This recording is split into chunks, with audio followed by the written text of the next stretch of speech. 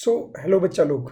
आप लोगों को याद होगा कि हम लोगों ने लास्ट लेक्चर में काफ़ी कुछ पढ़ लिया था। हमने इकोनॉमिक्स के अंदर माइक्रो इकोनॉमिक्स का हमारा जो पार्ट चल रहा है उसमें हमने चैप्टर नंबर 2 का यूनिट नंबर 2 का डिस्कशन स्टार्ट कर दिया था, जिसके अंदर हम लोगों ने मेनली इफ़ यू रिमेंबर तो हम लोगों ने क्या कवर कर लिया था। तो हम लोगों ने सबसे पहले मार्जिनल यूटिलिटी और थोड़ा यूटिलिटी को डिटेल में समझा था। आज हम आगे जाएंगे और क्विकली देखेंगे कि जो हम एनालिसिस पढ़ रहे, जो मार्शल का अप्रोच पढ़ रहे हैं, उसके बेसिक अजम्पशंस क्या है। तो अब देखोगे assumptions of marginal utility analysis आपके सामने है। हम लॉ ऑफ डीएमयू जो भी एक थ्योरी पढ़ने वाले, जो मार्शल ने जो कही, उसके बेसिक अजम्पशन ये है। मैं लॉ ऑफ डीएमयू के पर्सपेक्टिव से डिस्कशन करूंगा, बट मेरा बेसिक अजम्पशन ये है कि बातें जनरल की जा रही हैं। जनरल इन द सेंस सभी के पॉइंट ऑफ व्यू से बात किया जा रहा है। That is law of demand वगैरह। मतलब यहाँ पर मेनली जो अपना पार्ट है वो कंज्यूमर बिहेवियर के अंदर अपन मार्जिनल यूटिलिटी की बात करें, बट मार्शल का जो आपको अप्रोच दिखेगा वो कॉमन दिखेगा सब जगहों पे। जैसे आपको कॉमन अजम्पशन हर जगह पे दिखेंगे, लॉ ऑफ डिमांड के अंदर भी एक बेसिक बैकग्राउंड जो है सभी लॉ का सेम है, क्योंकि पूरा ये जो एनवायरमेंट है मार्शल का वो एक यूनिफॉर्म एनवायरमेंट है। मार्शल ने एक अपनी दुनिया बनाई थी, उसमें वो सोचता था। मार्शल ने एक अपना एनवायरमेंट क्रिएट किया था, उसके अंदर वो सारे लॉ फिट करता था, राइट। तो उसका जो बेसिक अजम्पशन है, मैं लॉ ऑफ डीएमयू के पर्सपेक्टिव से डिस्कशन करूंगा। हम जो लॉ पढ़ने जा रहे हैं लॉ ऑफ डीएमयू, उसका क्रक्स वही है। ऑब्वियसली अजम्पशन वगैरह पढ़ने से पहले अपने को लॉ का बेसिक आइडिया होना जरूरी है, तो हमें अजम्पशन समझेंगे, राइट। तो जब law law of DMU, law of diminishing marginal utility, ये लॉ फंडामेंटली क्या कहता है?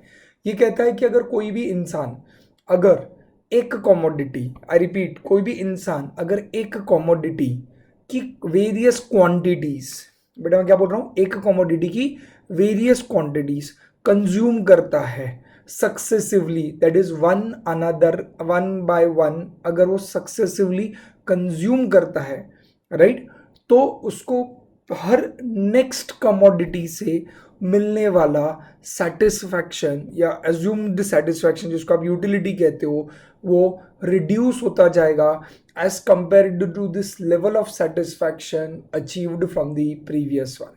वापस लॉ ऑफ डीएमयू सीधी सादी सिंपल भाषा में ये कहता है कि अगर कोई इंसान एक कॉमोडिटी ले और उसकी वेरियस क्वांटिटीज ले और उसको वन अनदर एक बाय एक कंज्यूम करना चालू करे, तो जब वो पहला कंज्यूम करेगा, उसके बाद जब वो दूसरी क्वांटिटी कंज्यूम करेगा, बेटा कॉमोडिटी चेंज नहीं हो रही। जैसे हमने हमारे एग्जांपल में चॉकलेट लिया था, तो भाई मैंने तेरे को पहले एक चॉकलेट दिया, फिर वापस दूसरा दिया, फिर तीसरा दिया, तो सब क्या दे रहा हूँ मैं आपको? चॉकलेट। तो कॉमोडिटी बदल नहीं रही, उसी कॉमोडिटी की क्वांटिटीज जो है वो one another, one after the another, मैं आपको एक एक एक क्वांटिटी बढ़ाए जा रहा हूँ। तूने एक खाया, दो खाया, तीन खाया, चार खाया, पाँच खाया, छः खाया, एक एक करके तू चॉकलेट खाए जा रहा है।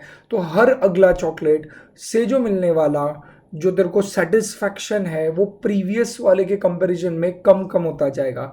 इसका ये मतलब है पांचवा चॉकलेट से मिलने वाला सेटिस्फैक्शन कम रहेगा as compare to the fourth chocolate से जो मिला रहेगा। सिमिलरली सिक्स्थ चॉकलेट से मिलने वाला सेटिस्फैक्शन, यूटिलिटी कम होता जाएगा जो फिफ्थ से मिला था। तो हर नेक्स्ट यूनिट जो तू कंज्यूम करेगा उससे जो तेरे को सेटिस्फैक्शन मिल रहा था वो धीरे धीरे कम होता जाएगा एक बाय एक। क्यों? क्योंकि हर आगे मिलने वाला कंज्यूम होने वाला यूनिट तुझे उतना अच्छा नहीं लगेगा। प्रैक्टिकली लॉ ऑफ डीएमयू को बहुत सारे क्रिटिसिजम्स हैं। लॉ ऑफ डीएमयू काफी बार लगता है कि प्रूव नहीं हो सकता, बट एक तो जनरल लॉजिक लगा है। तो ये जो लॉ है जिसका नाम है डिमिनिशिंग मार्जिनल यूटिलिटी, लॉ के नाम में ही बोला गया है कि मार्जिनल यूटिलिटी क्या होती रहेगी? डिमिनिश। तो ये जो लॉ ऑफ डीएमयू है ये कहीं ना कहीं तो लॉजिकली सोचो तो एकदम सही लॉ है। ये हमारे एक इंसान के साथ एक कॉमन साइकोलॉजी डिस्प्ले करता है ये लॉ। आपको एक साइकोलॉजी, एक बेसिक साइकोलॉजी आपको देख समझी होगी। काफ़ी बार आप किसी चीज़ के लिए बहुत डेस्परेट होते हो, आपको ये चाहिए चाहिए चाहिए, जब वो मिल जाती है और जब वो सक्सेसफुली मिलती जाती है तो आपको उससे मिलने वाला सेटिस्फैक्शन कम होता जाता है, आप उसकी कदर नहीं करते हो, आपको उसकी वैल्यू नहीं समझ में आती है। क्यों? क्योंकि आपके पास वो अबंडेंस में और एक के बाद एक आपको मिलती जाती है, राइट। जैसे फॉर एग्जाम्पल आपको बोला जाए बहुत दिनों से आपने समझो फॉर एग्जाम्पल रेस्टोरेंट में नहीं खाया, से फॉर एग्जाम्पल यू लाइक पाव भाजी, आपने बहुत दिनों से पाव भाजी नहीं खाई है। हाँ अभी मैं समझ रहा हूँ, यस होता है तो पाव भाजी आपको बहुत पसंद है, आपने पहले पाव भाजी खाई, दूसरे दिन मतलब आपने खाई नहीं बहुत दिनों से, तो चलो आज पाव भाजी खाते, तो आपको फर्स्ट नाइट डिनर में पाव भाजी खिलाई, आप बहुत खुश हुए क्योंकि बहुत दिनों बाद आपने पाव भाजी खाई थी। दूसरे दिन आप लोगों को वापस पाव भाजी खिलाई, अब हर रात कंटिन्यूसली 15 दिन से डेली पाव भाजी खिलाई जा रही है। तो देखो पहले दिन बहुत अच्छा लगा होगा पाव भाजी खा के, बट दूसरे दिन उतना वाला अच्छा नहीं लगा रहेगा जितना पहले दिन में लगा होगा। थर्ड डे शायद उतना अच्छा नहीं लगा रहेगा जितना सेकेंड डे लगा रहेगा और फर्स्ट डे लगा होगा अच्छा आपको। तो ये लॉजिकली करेक्ट है कि अगर मैं आपको 15 दिन तक कंटिन्यूसली पाव भाजी खिलाते जाऊँ तो हर दूसरे दिन, तीसरे, चौथे, पांचवें, 6, 7, 8, 9 डे से लेके 15th डे तक शायद ऐसा तेरा पॉइंट ऑफ माइंड आ जाएगा कि अब बस बहुत हो गया पाव भाजी, अब नाम भी मत लेना, नहीं तो मारूंगा मैं पकड़ के, मन क्या पेट सब भर गया मेरा, सब खत्म हो गया, अब और नहीं चाहिए। तो ये लॉजिक है, ये कॉन्सेप्ट है लॉ ऑफ डीएमयू का, और जो आप थोड़ा सोचे तो काफ़ी हद तक सही भी है। हर एक इंसान के लाइफ में उसकी साइकोलॉजी इसी तरीके से वर्कआउट करती है। डन। तो ये जो लॉ है इसके क्या अजम्पशंस होंगे भाई, मैं देखो एक एक करके चॉकलेट दे रहा हूँ, पर पहला अजम्पशन लॉ क्या कहता है, पहला अजम्पशन एकदम क्लियर कट लिखा गया है कि हम एज्यूम करते हैं रैशनैलिटी। अब रैशनैलिटी मतलब क्या, हम ये एज्यूम करेंगे कि जिस कस्टमर, जिस कंज्यूमर के ऊपर हम ये एक्सपेरिमेंट कर रहे हैं, जो हमारा गिनी पिग है, जिसके ऊपर हम लोग ये सारा एक्सपेरिमेंट, जिसको हमने एक चॉकलेट खिलाई, दूसरी खिलाई, या जिसको हमने 15 दिन तक कंटिन्यूसली पाव भाजी खिलाई, ये जो पर्सन है जिस पे ये एक्सपेरिमेंट किया है, हमारा जो चूहा है एक्सपेरिमेंट वाला, ये जो कंज्यूमर है हमारा, ये कंज्यूमर कैसा हो, तो हर किसी को होता है हमारा कंज्यूमर कैसा हो, हमारा कंज्यूमर रैशनल हो, कैसा हो, रैशनल हो। रैशनल उसे कहा जाता है जो क्या करता है, वही जो हमने ऊपर डिस्कशन किया, अगर आपको याद होगा मैंने कहा था कंज्यूमर को क्या चाहिए, मैक्सिमम सेटिस्फैक्शन। तो रैशनल कंज्यूमर वो है जो किसके लिए एम करता है, मैक्सिमम सेटिस्फैक्शन। मतलब मेरा कहने का मतलब है, हम ये लॉ ऑफ डीएमयू तभी प्रूफ कर पाएंगे जब हम जिस पर्सन की बात कर रहे हैं, जिसके ऊपर ये एक्सपेरिमेंट किया जा रहा है, जिसको एक एक करके डेली पाव भाजी खिलाया जा रहा है, या one another another after one after the another, हर आधे आधे घंटे में समझो मैं तेरे को एक कैडबरी खिला रहा हूँ। पहले डेयरी मिल्क खिलाई मैंने तुझे सुबह 10 बजे, 10:30 बजे दूसरी डेयरी मिल्क खिलाई, 11 बजे तीसरी खिलाई, 11:30 बजे चौथी खिलाई, जो कंटिन्यूसली डेयरी मिल्क खिलाया जा रहा हूँ हर आधे आधे घंटे के गैप के अंदर। तो तू जो मेरा कंज्यूमर है, जिसके ऊपर एक्सपेरिमेंट किया जा रहा है, तू क्या होना, तू कैसा होना चाहिए, तेरे में क्या खूबियाँ होनी चाहिए, तो ये लॉ उसी कंज्यूमर पे अप्लाई हो पाएगा जो कंज्यूमर क्या हो, रैशनल हो। आपको हेडिंग पहले बात मुन्ना अच्छे से समझनी पड़ेगी। हेडिंग हमारी चल रही है अजम्पशंस। अजम्पशन किसके, ऑफ यूटिलिटी एनालिसिस। ये जो कॉन्सेप्ट हम पढ़ रहे हैं इसके अजम्पशंस। बेटा अजम्पशंस क्या होते हैं वो समझा देता हूँ, फिर रैशनैलिटी को लिंक करता हूँ उसके साथ। अजम्पशंस मतलब ये तेरी वो कंडीशंस है, ये कंडीशंस है जो पूरी होंगी तो ही हमारा लॉ एप्लीकेबल होगा। आई रिपीट, अजम्पशंस वो कंडीशंस होती हैं कि जो फुलफिल हुई अगर तो ही मेरा लॉ सेटिस्फाई होगा। आई रिपीट, अजम्पशंस वो टर्म्स होती हैं, वो कंडीशन होती है जो अगर सच्ची में एप्लीकेबल कर पाए तो ही जो हम लॉ पढ़ने जा रहे हैं वो लॉ एप्लीकेबल होगा, अदरवाइज लॉ एप्लीकेबल नहीं होगा। इन शॉर्ट, अजम्पशंस करके क्या करते हो आप, आपकी एक इमेजिनरी दुनिया क्रिएट करते हो। जो मैं कह रहा था कि अल्फ्रेड मार्शल ने अपनी एक ख्वाबी ख्याली दुनिया बनाई हुई है, एक एनवायरनमेंट बनाया, और उस ख्याली दुनिया के अंदर वो ये सारे एक्सपेरिमेंट कर रहा है। तो ख्याली दुनिया किस कंपोनेंट्स पे बनी हुई है, दे आर दी अजम्पशन। वो कौन सी दुनिया है, तो हम ऐसा अज्यूम करेंगे कि ये ऐसी दुनिया है जहां पर सारे कंज्यूमर क्या है, रैशनल है। अब आते हैं मुद्दे पे, कंज्यूमर रैशनल मतलब क्या, कंज्यूमर नॉर्मल है, वो अनबायस्ड है, मतलब वो बायस्ड नहीं है, मतलब वो पार्शियल नहीं है, उसके मन में भेदभाव नहीं है, उसके मन में किसी प्रोडक्ट की तरफ ज़्यादा और किसी की तरफ कम अफेक्शन नहीं है, वो एक ही मोटिव के साथ जी रहा है। वो कंज्यूमर की ज़िंदगी का एक ही मोटिव है कि मैं जो भी करूं, वॉट एवर प्रोडक्ट कंज्यूम करूं, मुझे उसमें से, उस गुड्स और सर्विसेज जो मैं कंज्यूम कर रहा हूं उसमें से मुझे मैक्सिमम सेटिस्फैक्शन मिलना चाहिए। ये उसका एकमेव मोटिव है, ये इसका ओनली एंड ओनली टारगेट है जिसके लिए वो कंज्यूमर जी रहा है, जिंदा है। तो ये बैकग्राउंड में अपना चैप्टर बनता है, अगर आप समझ पा रहे हो। हम उस कंज्यूमर की बात कर रहे हैं जो कंज्यूमर क्या कर रहा है, जिंदा है और जी रहा है।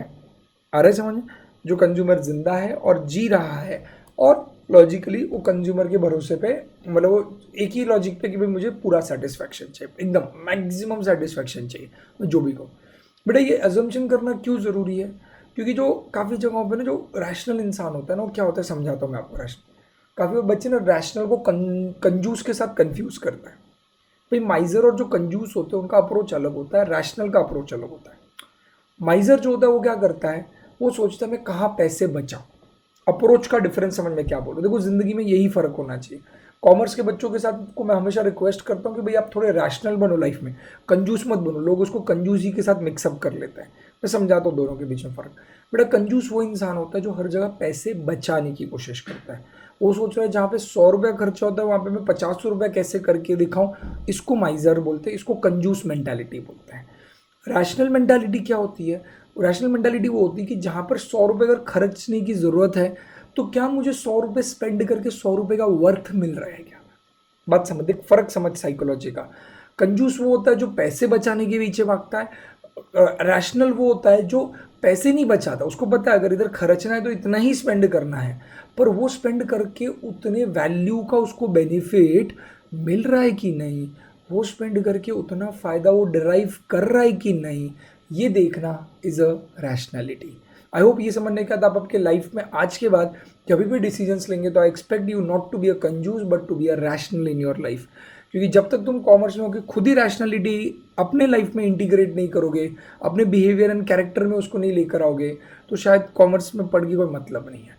तो पैसे बचाओ मत, जहाँ जरूर ऑब्वियसली जहाँ ज़रूरी वहाँ पे स्पेंड करो, जहाँ पे नहीं वहाँ पे मत करो, पर जो ज़रूरी वहाँ पे हर जगह बचाया नहीं जाता। देखा जाता है कि जो तू स्पेंड कर रहा है वो कुछ उसको स्पेंड करके तेरे को उतना बेनिफिट सामने मिल रहा है कि नहीं मिल रहा। This is your main logic, this is your main idea. आ रहा है ध्यान में? बढ़ू में आगे? श्योर? पक्का? तो हम पढ़ रहे थे अजम्पशन। अजम्पशन में पहला अजम्पशन क्या है बेटा? Rationality.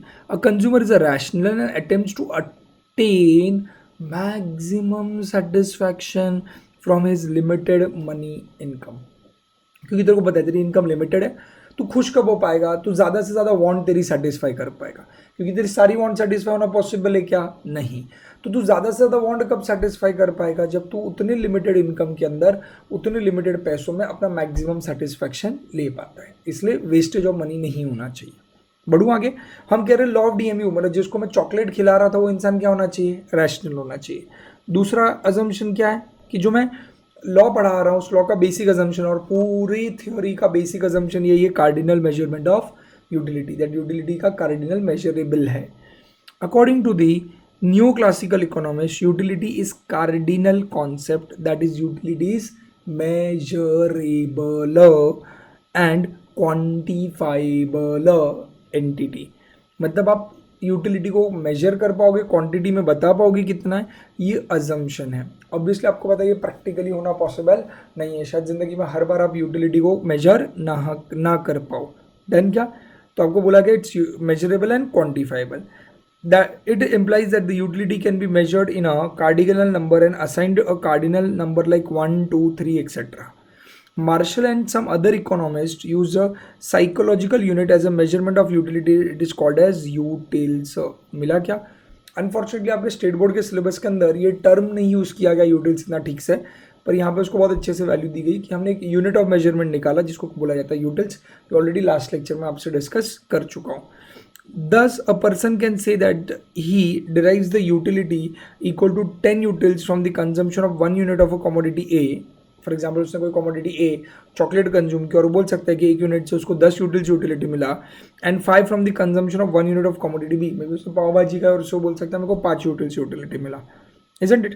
Since a consumer can quantitatively express his utility, he can easily compare different commodities and express which commodities gives him greater utility and by how much। दोनों चीज़ें इंपॉर्टेंट है। How much बहुत ज़्यादा important, ये main feature है। Since utility measurable है, utility quantifiable है, तो हम बोल सकते हैं कि आप जब भी कोई भी चीज़ कंज्यूम करोगे तो उसको कंज्यूम करके आप ये कैपेबिलिटी आप में रहेगी कि आप बता पाओगे कि ए कमोडिटी और बी कमोडिटी में से मुझे किस में यूटिलिटी ज़्यादा मिला। बेटा सिर्फ इधर नहीं, किस में यूटिलिटी ज़्यादा मिला ये भी देखना है कि कितने से ज़्यादा मिला। मतलब से फॉर एग्जांपल उसको चॉकलेट ज़्यादा अच्छा लगा फॉर एग्जांपल पाव भाजी से, तो ये भी बता पाएगा कि मेरे लिए मुझे चॉकलेट ज़्यादा बेटर लगा पाव भाजी से, और 5 यूटिल्स यूटिलिटी से फॉर एग्जांपल उसको चॉकलेट ज़्यादा अच्छा लगा, तो क्वांटिफाइबल भी हो पाएगा। ये अजम्पशन, ये जो दूसरा वाला वर्ड है ना हाउ मच, इसकी वजह से वो दूसरा अप्रोच डेवलप होता है, ordinal approach Hicks and Allen वाला, जो कहता है कि आप यूटिलिटी को मेजर नहीं कर सकते तो आप डिफरेंस नहीं बता पाओगे कि ये इतने से अच्छा लगा या इतने से कम अच्छा लगा। हाँ, ये सिर्फ बता पाओगे कि ये इससे बेटर था और ये उससे कम बेटर था, राइट? आप इतना बोल पाओगे हाँ मुझे चॉकलेट शायद ज़्यादा अच्छा लगा as compare to pav bhaji under ordinal approach Hicks and Allen वाले कॉन्सेप्ट के अंदर। आप बोल पाओगे कि मुझे चॉकलेट ज़्यादा बेटर लगा एज कम्पेयर टू पाव भाजी, बट आप ये नहीं बोल पाओगे कि कितने से अच्छा लगा। वो कितने से, वो क्वांटिफाइबल किधर हो पाएगा? मार्शलियन अप्रोच के अंदर, दैट इज आपका यूटिलिटी वाला approach. Utilities from the different units of the commodities can be added as well. एडेक्टिव है इसलिए आपका TU मिलता है क्योंकि मुंह से तू मिलता है। डन क्या? According to this theory, money is the measuring rod of the utility. The amount of money which a person is prepared to pay for a unit of a good rather than to go without it is a measure of utility which derives from the good. बेटा इसको एकदम ज़बरदस्त point, इसको pending रखना, इसको मैं discuss करूँगा with एक कॉन्सेप्ट हम आगे पढ़ेंगे तब मैं आऊँगा इसके ऊपर, जिसका नाम है इक्विलिब्रम, कंज्यूमर इक्विलिब्रम। ये जब मैं कॉन्सेप्ट पढ़ाऊंगा उसके साथ में इसको लिंक कराऊंगा। ये पैराग्राफ को बस बाजू में रखो, बहुत मजा आएगा जब अपन वो पढ़ेंगे उधर। इसको रहने दे फिलहाल के लिए। अब ये वाला तीसरा अजम्पशन है बेटा, ये बहुत लंबा डिस्कशन है, इसमें थोड़ा तुझे ध्यान देना पड़ेगा। Constituency of the MU of the money. यहाँ पर हम हमेशा अज्यूम करते हैं, बच्चे तो इसमें हमेशा कंफ्यूज करते, गड़बड़ नहीं करना। यहाँ पे हम हमेशा अज्यूम करते कि marginal utility of the money is constant. समझ 2 मिनट के लिए। अब यहाँ पर क्या हो रहा है, हम अज्यूम करें कि MU of the money is constant. पहली बात तो क्या मनी को MU होती है क्या? अभी आपका 12th स्टैंडर्ड का कॉन्सेप्ट है, इधर उतना डिटेल में नहीं कवर किया गया है। 12th में आपको एक चीज़ पढ़ाई गई थी, देखो 2 जगहों पे मनी का जिक्र है। बच्चे ने इसको बहुत कंफ्यूज करते हैं, मैं डिटेल में समझा रहा हूँ, समझें। 2 जगहों पे मनी का रेफरेंस लिया जाता है। एक जहाँ पर मनी को as a measuring rod discuss किया जा रहा है, आई रिपीट, जहाँ पर मनी को as a measuring rod discuss किया जा रहा है। मैं यहाँ पे बाजू में लिख के तुमको बताता हूँ, देख समझे। आपको 2 जगहों पे मनी का रोल मिलेगा, 2 जगहों पे आपको मनी मिलेगा। एक आएगा आपको मनी, पता है कहाँ? इन अजम्पशन। जब तू अजम्पशन में मनी को बात कर रहा है तो वहां पे तू मनी को as a measuring rod treat कर रहा है। मेजरिंग रॉड मतलब पैसों से जो चीजें, मतलब money is actually a money, पैसों की बात कर रहे हैं। जो आप normally it's a means of exchange, जो आपने मनी चैप्टर में कभी पढ़ा रहेगा, it's a means of exchange जिसके थ्रू आप चीजों को खरीदते हो, राइट। यहां पर दूसरी जगह पे तुझे मनी मिलता है एक्सेप्शंस के अंदर, जहां पे मनी एक कॉमोडिटी का रोल प्ले करता है। जैसे अपन यहां पर चॉकलेट की बात कर रहे हैं, जैसे पाव भाजी बोल रहा हूं, ये जो कॉमोडिटी बोल रहा हूं मैं, आपका अपना डिस्कशन ही कहां से चालू हुआ? लॉ ऑफ DMU क्या कहता है? कॉमोडिटी जिसकी तुम मल्टीपल यूनिट्स कंज्यूम करोगे तो तुम्हारा यूटिलिटी कम होगा, ये होता है। तो मैं पहले एक्सेप्शन को 2 मिनट छोड़ दे, मैं पहले इस वर्ड पे फोकस करना चाहूंगा, commodity. Money as a commodity भी यूज हो सकता है। जैसे अपन चॉकलेट, पाव भाजी या कोई भी प्रोडक्ट को एज अ कॉमोडिटी ले रहे हैं, जो तू क्या कर रहा है? कंज्यूम कर रहा है। अपना एनवायरनमेंट अपन ने बनाया, उस एनवायरनमेंट में अंदर कौन बैठा है? बीच में सेंटर में कौन बैठा है? हमारा कंज्यूमर। कंज्यूमर को हम जाके दे रहे हैं, ये ले कंज्यूम कर, ये दूसरा ले कंज्यूम कर, तीसरा ले, और हम बैठ के उसको ऑब्जर्व कर रहे हैं। ये कंज्यूम किए जा रहा है और हम देख रहे हैं। पहला कंज्यूम किया, उसके चेहरे पे बहुत खुशी दिखी, दूसरा कंज्यूम किया, कम दिखी, तीसरा कंज्यूम किया और कम दिखी, चौथा कंज्यूम और कम दिखी। ये हम एक्सपेरिमेंट कर रहे हैं। तो कंज्यूम कर रहा है एक एक कमोडिटी। कौन कमोडिटी कंज्यूम कर रहा है? एक एक यूनिट उस कमोडिटी का। कौन कंज्यूम कर रहा है? हमारा कंज्यूमर। अब वैसे मनी को भी एज अ कमोडिटी ट्रीट किया जा सकता है, मनी को भी कमोडिटी एज अ ट्रीट किया जा सकता है। तो क्या मनी को कमोडिटी एज अ ट्रीट किया जा सकता है? The answer is yes, money भी एक कमोडिटी। बट वो एक्सेप्शन में क्यों आता है? वो एक थियोरी थी, उसके ऊपर मैं आऊंगा एंड में, इसके एक्सेप्शंस के साथ में वो डिस्कस करूंगा। डन। पर वो कमोडिटी होते हैं। तो मैं ये क्यों बता रहा हूँ? ताकि अभी जो मैं पढ़ाने जा रहा हूँ उसके साथ आप मिक्सअप ना करें। ये कॉन्सेप्ट ऑल टुगेदर अलग है कमोडिटी वाला। अभी मैं मनी को as a measuring rod discuss कर रहा हूँ। जब इधर बोला जाता है, इधर इधर अजम्पशन में, तो आपको यहाँ पर क्लियर कट बोला गया कि आप जब constancy of MU of money बोल रहे हो तो यहाँ पे मनी आपके लिए as a measuring rod, as a tool to measure anything है। समझ में आ रहा है? मैं रीड करता हूँ फिर एक्सप्लेन करता हूँ वापस। MU of the money remains constant throughout when individual is spending money on the good. This assumption, although not realistic, has been made in order to facilitate the measurement of the utility of the commodity in terms of money. If the MU of the money changes as income changes, the measuring rod of the utility becomes unstable and therefore would be inappropriate for the measurement. अब क्या बोलना चाह रहे हैं थोड़ा समझे मैं क्या कह रहा हूँ बेटा। इनका ये कहना है कि जब तू कंज्यूम कर, अभी जैसे एग्जाम्पल पाव भाजी वाला लेता हूँ, पहला दिन हुआ तेरे को पाव भाजी खिलाई, भाई तू खा रहा है पाव भाजी, मैं तो ऑब्जर्वर हूँ ना, एक्सपेरिमेंट तो तेरे पे हो रहा है, तो पैसा भी तेरे पॉकेट, ऐसे तो नहीं मैं मेरे पैसों से, मैं मेरे पैसों से अगर तेरे को पाव भाजी खिलाऊंगा तो बेटा तेरा उससे मार्जिनल यूटिलिटी तो कभी कम ही नहीं होगा। तो वो फुकट में आ रहा है, आने दे तो खुशी होता रहेगा।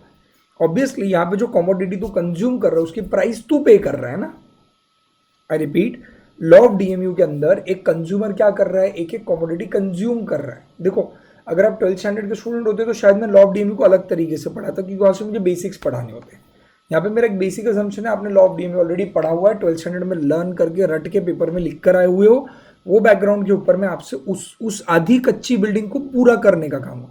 मैं वो बिल्डर नहीं हूँ यहाँ पर अभी कि जो यहाँ पे एक खाली ज़मीन पे मैं बिल्डिंग बनाने की नहीं कोशिश कर रहा हूँ। मैं वो कंस्ट्रक्टर हूँ जहाँ पर आपकी आधी अधूरी बिल्डिंग बनी हुई है, वो आधी को कंप्लीट करके ऊपर और अपन मजले ऊपर और फ्लोर बढ़ा रहे हैं अपन। तो मेरा डिस्कशन उस एंगल से होगा। I hope you are with me. Coming back to the point, बेटा यहाँ पे जब मैं मेजरिंग रॉड की बात कर रहा हूँ तो समझ 2 मिनट के लिए, तू एज अ कंज्यूमर जब भी कोई कमोडिटी कंज्यूम कर रहा है, आई रिपीट, जब तू एज अ कंज्यूमर कोई भी कमोडिटी कंज्यूम कर रहा है, तू कंज्यूमर है, तू कंज्यूमर है, तो कमोडिटी कंज्यूम करने का भी पैसा तुझ देगा, राइट। तो जब मैं तेरे को बोल रहा हूँ कि तेरे को 15 दिन लगातार पाव भाजी खिलाई, तो 15 के 15 दिन पाव भाजी का बिल तू पे कर रहा था। मैं हर आधे आधे घंटे में तेरे को डेयरी मिल्क खिला रहा हूँ अगर, तो हर आधे आधे घंटे में जो तू चॉकलेट खा रहा है मुन्ना, उसके पैसे भी तू दे रहा है। पहला चीज़ समझा? पक्का? तो तेरे को नहीं लगता तेरे दिमाग में फर्क आएगा, ऐसा तेरा डिसीजन अफेक्ट हो जाएगा। अपने लॉ ऑफ डीएमयू बेसिक क्या बोलता है कि जैसे जैसे तू हर अगली चॉकलेट खाएगा, जैसे जैसे तू रोज पाव भाजी खाता जाएगा, तेरे को अगले पाव भाजी और चॉकलेट से मिलने वाला सेटिस्फैक्शन पिछले वाले से कम रहेगा। पर जब तू उसको स्पेंड कर रहा है तो तेरे को नहीं लगता तेरे डिसीजन लेते वक्त ये जो यूटिलिटी तेरे को कितना मिला। अगर मैं तुझसे सवाल पूछूं कि दूसरा दिन हुआ, दूसरा दिन पाव भाजी खाए, तीसरे दिन पाव भाजी खाए, और मैं तब तेरे से सवाल पूछ रहा हूँ बता तुझे यूटिलिटी कितना मिला, तो इस सवाल का जवाब देते वक्त तेरे दिमाग में पैसों का ख्याल आ सकता है, और उस ख्याल से शायद तेरा डिसीजन चेंज हो सकता है। तेरे लिए पैसों का यूटिलिटी बदल सकता है, क्योंकि पैसों के लिए तेरा यूटिलिटी बदलेगा मतलब क्या, पहले तेरे को शायद पैसे ज़्यादा अच्छे लगते रहेंगे, बाद में कम हो, या जो भी हो, पैसों के लिए तेरा अप्रोच नहीं चेंज होगा। यूटिलिटी वर्ड छोड़ दे 2 मिनट के लिए, पहले समझ पैसों के बारे में तेरा अप्रोच क्या होना चाहिए, कॉन्स्टेंट होना चाहिए थ्रू आउट दी एक्सपेरिमेंट। पहले दिन से 15वें दिन तक जब तू पाव भाजी खा रहा है, सुबह से लेकर रात तक जब आधे आधे घंटे में तू चॉकलेट खा रहा है, कैडबरी खा रहा है, तेरा अप्रोच जो है, तेरे माइंड में पैसों का जो लेवल स्टेटस है, पैसों की तरफ जो तेरा नज़रिया है, इन शॉर्ट वही मैं कहना चाह रहा हूँ, जो तेरा पैसों की तरफ देखने का सोच नज़रिया है, वो कांस्टेंट होना। बेटा नहीं होना चाहिए, क्या बोलना है, कांस्टेंट होना चाहिए। डन? कुछ समझ में आ रहा है? मतलब देखो पैसों के बारे में नहीं सोचना चाहिए, जैसा तू पैसों के बारे में पहले सोच रहा था वैसे, मतलब पहले से अगर तू थोड़ी कंजूसी लेके चल रहा था थोड़ा सा, तो ठीक है, पहले से तू पैसों को अगर तूने कंसिडर नहीं किया तो थ्रू आउट द एक्सपेरिमेंट तूने पैसों को कहीं पे भी कंसिडर नहीं करने का। आ रहा है समझ? मतलब क्या, मैं एग्जाम्पल देके समझाता हूँ क्यों ऐसा कह रहा।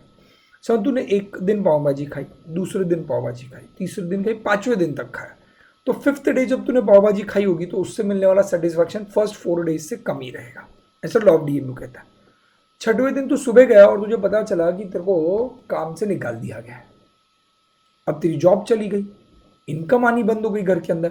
अब तो 6th डे जब शाम को पाव भाजी खाने जाएगा तो तेरी उल्टा यूटिलिटी कम होने की बजाय बढ़ जाएगी। क्यों बढ़ जाएगी? तेरे को ऐसे लगेगा यार अपनी इनकम नहीं है, 50-80 रुपए की अगर अपन पाव भाजी खा रहे हैं तो अपने लिए बहुत इंपॉर्टेंट है, क्योंकि अब तेरे दिमाग में पैसों की तरफ देखने का नजरिया चेंज हो गया। पहले 5 दिन जब तू पाव भाजी खा रहा था तब जो तेरे माइंड में पैसों के बारे में था, अब तू पैसों को अलग नजरों से देख रहा है क्योंकि शायद तेरी जॉब चली गई है। अरे ध्यान में? पक्का? या फिर अगर तेरे को प्रमोशन मिल गया होगा अचानक, तो फिर मे भी तेरा पैसों के लिए तेरा वैल्यू तुरंत कम हो जाएगा, तो शायद तेरी यूटिलिटी बहुत ज़्यादा जल्दी कम ही हो जाएगी चीज़ों के बारे में, तो तू उसको सीरियसली नहीं लेगा। तो इनकम की फ्लक्चुएशंस की वजह से ऐसा होता है नॉर्मली कि आपका पैसों की तरफ नज़रिया, मतलब पैसों से मिलने वाला जो सेटिस्फैक्शन है, बेनिफिट है, जिसको हम यहाँ पे शॉर्ट में यूटिलिटी कहेंगे, वो चेंज होता जाएगा। तो ये अजम्पशन कहता है, हम अजम्पशन पढ़ रहे हैं, हम हमारी ख्याली दुनिया बना रहे हैं, तो ख्याली दुनिया के अंदर क्या बोला जाएगा, आपका मार्जिनल यूटिलिटी फॉर मनी क्या होना चाहिए मुन्ना? कॉन्स्टेंट। डन? पक्का बढ़ूँ आगे? श्योर। अगले पे आ जाते हैं, hypothesis of independent utility. Hypothesis मतलब theory, basis of independent utility मतलब क्या? The total utility which a person gets from the whole collection of goods purchase by him, agree क्या? होल क्या बोला? Gets whole collection of goods purchased by him, simply the sum total of the क्या बोल दिया, separate utilities of the goods, done. This theory ignores the complementary between the goods. इसका क्या बोलना है, बेसिक अजम्पशन है, इतना कुछ बड़ा नहीं है बट लॉजिकल है कहीं ना कहीं पे, कि जब आप कंज्यूम कर रहे हो तो हर अगला यूनिट से मिलने वाला सेटिस्फैक्शन आप अलग से कैलकुलेट करने चाहिए। इसलिए हाइपोथेसिस ऑफ क्या बोला, अलग से मतलब independent utility.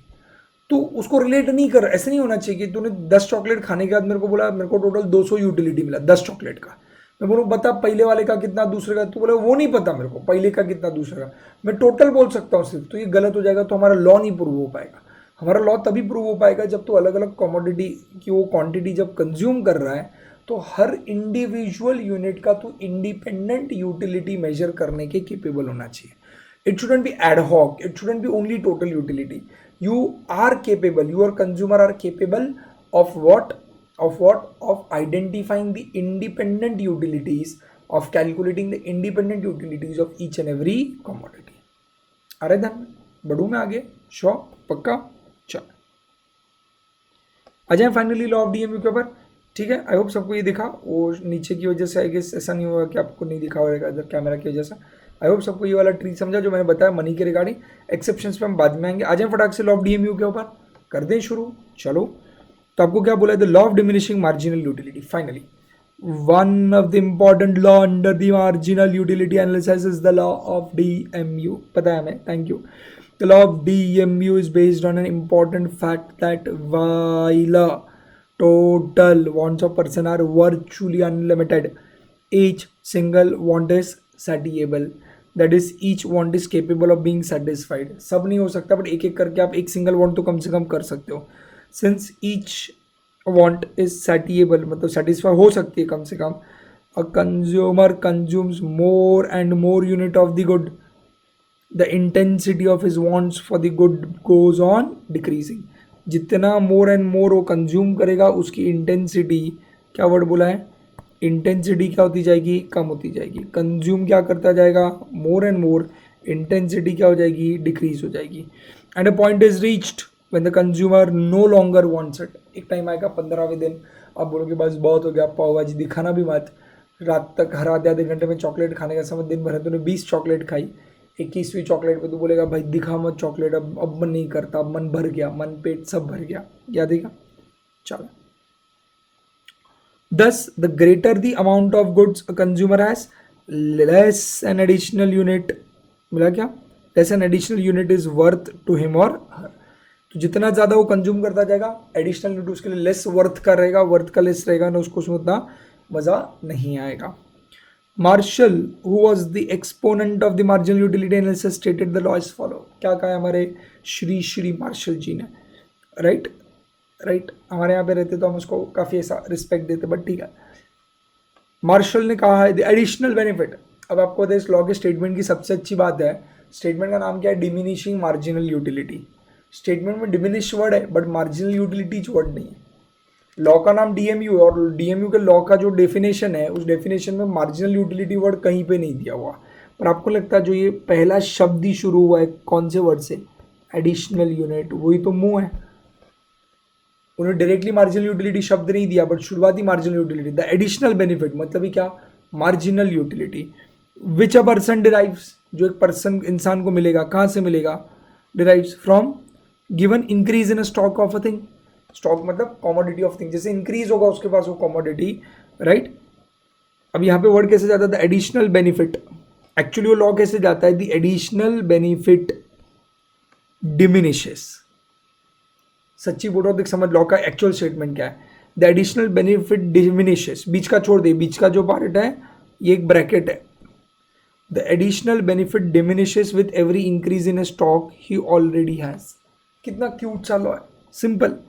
The additional benefit, वापस आता हूँ, the additional benefit diminishes, clear cut बोल दिया। लॉ ऑफ डीएमयू वही तो कहता है कि एडिशनल बेनिफिट मतलब मार्जिनल यूटिलिटी क्या होगा, डिमिनिश होगा with an every increase in a stock, her increase in a stock that he already has. जो स्टॉक उसका ऑलरेडी था उसमें जितना भी इंक्रीज आएगा वो हर इंक्रीज से मिलने वाला एडिशनल बेनिफिट क्या होगा, डिक्रीज होगा। फिर एडिशनल बेनिफिट को डिफाइन किया गया, मतलब मार्जिनल यूटिलिटी किसको मिलेगा, अब पर्सन डिराइव, कहाँ से मिलेगा, increase in stock of a thing. कोई भी चीज़ या कोई भी कमोडिटी का जब स्टॉक बढ़ेगा, उसका कंजम्पशन या उसका पोजीशन बढ़ेगा, तो ऑटोमेटिकली उससे मिलने वाला बेनिफिट डिमिनिश होगा। डन, श्योर, बढ़े आगे, पक्का। सो आपको कहा गया in other words consumer increases. पहली बात तो अगर तुम पहली बार में इतना सिंपल एंड सादी भाषा में समझा देते तो तुमको खुद को अदर वर्ड्स करने की जरूरत नहीं पड़ती। ठीक है, इन अदर वर्ड्स क्या बोला उन्होंने, a consumer increases the consumption of any one commodity keeping constant the consumption of all other commodities, the marginal utility of the variable commodities must eventually decline। देखो मैंने आप लोग को इसलिए कहा कि यहाँ पर है ना, वो आधी बनी हुई बिल्डिंग को आगे कंस्ट्रक्ट करके उसको और मजबूत बना के एडवांस लेवल पे लेके जाना है और ऊपर के फ्लोर कंस्ट्रक्ट करना है। यहाँ पे नीचे से नहीं चालू कर सकते, क्योंकि आपको पता होगा यहाँ पे अजम्पशन में वो अपने सारे बेसिक अजम्पशंस नहीं है। आपको पहला अजम्पशन पता होगा साइट्रस पेरिबस, पहला और बेसिक अजम्पशन क्या हमारा अदर थिंग्स बीइंग इक्वल वाला अजम्पशन हर बार आता है पहले, ये पता है सबको। तो आपका हर एक चीज़ कहाँ से शुरू होता है, पहले अदर थिंग्स बीइंग इक्वल। तो यहाँ पे वो आपको कहीं पे दिया हुआ नहीं है अदर थिंग्स बीइंग इक्वल वाला अजम्पशन, याद है क्या ये चीज़। बट आपको पता है वो तो एप्लीकेबल है ही, क्योंकि इकोनॉमिक्स के हर एक लॉ का एक बेसिक अजम्पशन कहाँ से चालू होता है, अदर थिंग्स बीइंग इक्वल के हिसाब से, दैट इज साइट्रस पेरिबस के हिसाब से। तो आपको वहाँ पर वही बोला कि दूसरी भाषा में बोले तो वही consumption of any commodity keeping constant, any one commodity keeping constant. अगर बेटा तू मेरे साथ है और बोला है the consumption of other commodities, right, the consumption of any one commodity, sorry मैं उल्टा पढ़ा, यहाँ पे बोला है that in other words as a consumer increases, मैं यहाँ से ब्रैकेट्स देके आपको समझाता हूँ, as a consumer increases the consumption of any one commodity, ये एक ब्रैकेट है, और keeping constant the consumption of other commodities ये दूसरा ब्रैकेट है। मतलब क्या बोल रहे, तो एक कमोडिटी का यूनिट्स बढ़ा रहा है और किसको कांस्टेंट रख रहा है, अदर थिंग्स बीइंग इक्वल, मतलब दूसरे कमोडिटीज का कंजम्पशन क्या है तेरा, कांस्टेंट है, वो बदल नहीं रहा। The MU of the variable product, variable commodity मतलब जो तू बदल रहा है, जो चेंज होता है उसको वेरिएबल कहा जाता है, जो वेरी करता है। MU of the variable commodity must eventually decline. Thus, this law describes a very fundamental tendency of the human nature. In simple words, it says that as a consumer takes more units of the goods, the extra satisfaction that he derives from the extra unit of goods goes on falling। वही point आ गया। It is to be noted that it is a marginal utility and not the total utility which declines with the increase in the consumption of the good। Obviously, initially की बात करें, शुरुआत में क्या decline होता है, marginal utility. Total utility तो increase ही होता रहता है, बट क्या डिक्रीज होता है बेटा, marginal utility keeps on declining. मिला क्या रे, पक्का, श्योर, बढ़ू आगे। तो total marginal utility, total MU का शेड्यूल दिया हुआ है, तो अब इनका एक बेसिक शेड्यूल लेके चलते हैं। आई होप सबको पता है इकोनॉमिक्स में एक शेड्यूल होता है और एक डायग्राम होता है। शेड्यूल मतलब टेबल होता है, डायग्राम मतलब जिसको ग्राफ बोलते हो, उसको ग्राफ नहीं बोलना, क्योंकि you don't draw it on a graph paper, it's a diagram basically, right. तो आप उसको क्या बोलते हो, शेड्यूल और डायग्राम। तो लॉ ऑफ डीएमयू का शेड्यूल देख लेते हैं। हमने स्टेटमेंट तो देख लिया, इन्होंने बहुत बेसिक सा शेड्यूल दिया हुआ है। क्वांटिटी ऑफ चॉकलेट्स कंज्यूम दिया हुआ है, टेबल नंबर 6 दिख रहा है आपको। 1 2 3 4 लेके 11 यूनिट्स तक आपने कंज्यूम किया लगातार। हम आपको एक आधे आधे घंटे का एक रीजनेबल टाइम के बाद एक एक चॉकलेट देते गए, ऐसे समझो आपने दिन भर में 11 चॉकलेट्स कंज्यूम की। तो अब देख रहे हो पहले चॉकलेट से आपको टोटल यूटिलिटी से पहले मैं मार्जिनल यूटिलिटी देखूंगा। एमयू पे आ जाओ 2 मिनट के लिए। 30 था, दूसरे से 20 हो गया, देखो कम होता जा रहा है। 20 से कितना हो गया, 15 हो गया, 15 से कितना हो गया, 10 हो गया, 10 से 8 6 4 3 2, ओ माय गॉड 0 हो गया और -4 हो गया। अब देखो कि टोटल यूटिलिटी आप लोगों का बढ़ता जा रहा है, 30 50 65 75 83 89 93 96 98 एंड 98 हो गया। एक जगह पे जाके कांस्टेंट हो गया, फिर क्या हो गया, 0। तो आपको खुद को लग रहा है 9 यूनिट कंज्यूम करके भी देखो 98 टोटल यूटिलिटी था, 10 यूनिट कंज्यूम करके भी टोटल यूटिलिटी 98 ही था। मतलब जो 10वां यूनिट है, 10th यूनिट है, उसने तुझे कितना सेटिस्फैक्शन दिया, बोले तो अंडा 0, उसने कुछ भी सेटिस्फैक्शन नहीं दिया। ये वो पॉइंट है, इसको हम पॉइंट ऑफ सेटाइटी बोलते हैं, इसको हम पॉइंट ऑफ मैक्सिमम सेटिस्फैक्शन बोलते हैं। बेटा तो जिंदगी में कब सेटिस्फाइड हो जाता है कि बस अब बहुत हो गया, जब तेरी जिंदगी में अंदर से आवाज आता है बस अब इससे आगे मैं नहीं जा सकता, जब तू खुद को बस करके बोल देता है, उसको बोला जाता है point of maximum satisfaction, point of सेटाइटी। तो यहाँ पर कहाँ पे बस हो गया, 10 पे बस, यहाँ पे कितने पे बस हो गया, 10 पे बस हो गया कि बस इससे आगे हम नहीं, क्यों, क्योंकि 10 यूनिट कंज्यूम करके भी कुछ खास सेटिस्फेक्शन जीरो मिला, क्योंकि 9 यूनिट से जितना सेटिस्फेक्शन मिल रहा था उतना ही 10 यूनिट से, मतलब 10, टोटल 9 यूनिट से जितना सेटिस्फेक्शन और टोटल 10 यूनिट का भी सेटिस्फेक्शन उतना ही था। तो 9 यूनिट्स का टोटल सेटिस्फेक्शन और 10 यूनिट्स का टोटल सेटिस्फेक्शन अगर सेम है तो 10th यूनिट ने तो तुझे बाबा जी का ढुल्लू दिया, कुछ नहीं दिया। और डन। और 11वां यूनिट से देखो 90 वोल्ट कम हो गया। ये वो पॉइंट है जहाँ पे तू हेट्रेड में चला जाता है, तो बोलता है बस अब पाव भाजी दिखी तो हम उसको पकड़ के मारेंगे, अगर किसी ने चॉकलेट लाया तो दे डालूंगा मैं उसको सीधा। तो जब आपकी ये पोजीशन आ जाती है कि अब आप उससे नफरत करने लगे, बोर हो गए, चिड़ होती है, एकदम गंदा लगता है उसको देख के, कैसे ए इंसान देख तू कितना रंग बदलू है, तू बदल गया। वही आज से कुछ समय पहले जब तूने खाया नहीं था वो कमोडिटी को, कंज्यूम नहीं किया, तो तू तड़प रहा था। पहले यूनिट कंज्यूम करके इतनी खुशी मिली थी तुझे, दूसरे यूनिट से कम मिली। बट एक पॉइंट ऐसा है जब तू उसी कमोडिटी को देखकर अब एक नेगेटिव हो चुका है, इससे तेरा टोटल यूटिलिटी कम होना शुरू हो गया और मार्जिनल यूटिलिटी नेगेटिव में चला गया। इसे क्या कहा जाता है, disutility. I repeat, negative utility को अपन यहाँ पर जो नेगेटिव किया उसको क्या बोलते हैं, डिस यूटिलिटी। डन क्या, पक्का, शो, बढ़ू में आगे। चलो, let us illustrate the law with the help of example. अच्छा जी, दे दीजिए आप भी। Consider table 6 in which we have presented the total utility and marginal utility derived by our son from the chocolate wow bars consumed. When one chocolate bar is consumed, two derived by the person is 30 utils. अच्छा जी, and the marginal utility falls to, sorry, marginal utility is also 30 utils. With the consumption of second chocolate, the total utility rises. Total utility 30 से कितना पहुंच गया, 50। TU बढ़ रहा है boss, वो कम नहीं हो रहा, but the marginal utility falls to 20. We see that till the consumption of the chocolate bars increase to 9 units mu from the additional chocolate bar goes on diminishing. 9 chocolate तक एम्यू गिर रहा था, बट मुन्ना कम हो रहा था, बट कुछ तो मिल रहा था। 8वें चॉकलेट से तुझे यूटिलिटी कितना मिला बोल, 3 मिला। 9वें चॉकलेट से कितना यूटिलिटी मिला, 2। मतलब 8वां चॉकलेट कंज्यूम करके भले पिछले वाले से कम मिल रहा है, बट कुछ तो मिल रहा है। 9वां चॉकलेट कंज्यूम करके पिछले वाले से कंपैरिजन में इस बार 2 एक्स्ट्रा यूटिलिटी मिला, एडिशनल मार्जिनल यूटिलिटी, बट कुछ तो मिल रहा है। बट 10th चॉकलेट कंज्यूम करके तो बोले तो कुछ भी नहीं मिला, जीरो मिला, जीरो, कुछ भी नहीं। राइट, पक्का। तो अपन बोल सकते हैं कि उतने चॉकलेट तक, 9 चॉकलेट तक हमें कुछ तो मिल रहा था। डन, पक्का। चल, आपको वही बोला वहां पे, that is with the consumption of second chocolate the total utility of 50। ठीक है, ये पढ़ लिया अपने। We see that the consumption of chocolate bar increases to कितना रे, 9।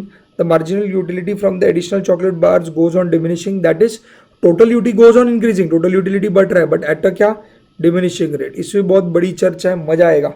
ये 2-3 चीजें मैं अच्छे से समझाऊंगा। इंक्रीज हो रहा है, बट कौन से रेट से बेटा इंक्रीज हो रहा है, डिमिनिशिंग रेट से। मतलब अगर कोई भी चीज़, देख इसको मैं आगे भी समझाने वाला, बट वापस अभी समझा देता हूँ बेटा। कोई भी तेरा वेरिएबल, मैं आज इसको बोलूँगा कोई भी न्यूमेरिकल जो वेरिएबल रहता है, 2 पॉसिबिलिटी होती है, या तो वो इंक्रीज होगा या तो वो डिक्रीज होगा। क्या तू ये बात मानता है, या तो वो इंक्रीज होगा या तो वो क्या होगा बेटा, डिक्रीज होगा। जैसे तू देख सकता है कौन इंक्रीज हो रहा है, एग्जाम्पल एग्जाम्पल, इंक्रीज कौन हो रहा है, टीयू हो रहा है, और डिक्रीज क्या हो रहा है, एमयू हो रहा है पहले। राइट, टीयू बढ़ रहा है ना बेटा, बढ़ रहा है ना, तो मना थोड़ी कर सकता है। देख कितना पहुंचा, 30 से लेके इधर आखिरी तक, मतलब 10वीं यूनिट तक तो 98 तक पहुंच चुका है। 30 से लेके 98 इंक्रीज तो हुआ ना। अब जब तू कोई भी चीज बोलता है इंक्रीज हो रहा है, इंक्रीज, राइट, तो बेटा इंक्रीज जो होते हैं ना वो 3 तरीके के हो सकते हैं। मेरी बात अच्छे से समझा, मैं किसकी बात कर रहा हूँ, मैं बोल रहा हूँ जो इंक्रीज होते हैं ना, इंक्रीज, तो उसको अपन थोड़ा रब करके अच्छे से बनाते हैं। अब जो मैं समझाने जा रहा हूँ बहुत इंपॉर्टेंट है, बहुत ज़्यादा, बोले तो बहुत ही ज़्यादा। बेटा जो तेरा इंक्रीज होता है ना, इंक्रीज, वो 3 तरीके का हो सकता है। अब लैंग्वेज समझ में क्या बोला, जो इंक्रीज होता है ना 3 तरीके का हो सकता है। एक increasing with increasing rate. 2 minute इसको ऊपर लेता हूँ, आपको शायद ही दिखेगा नहीं यहाँ पर।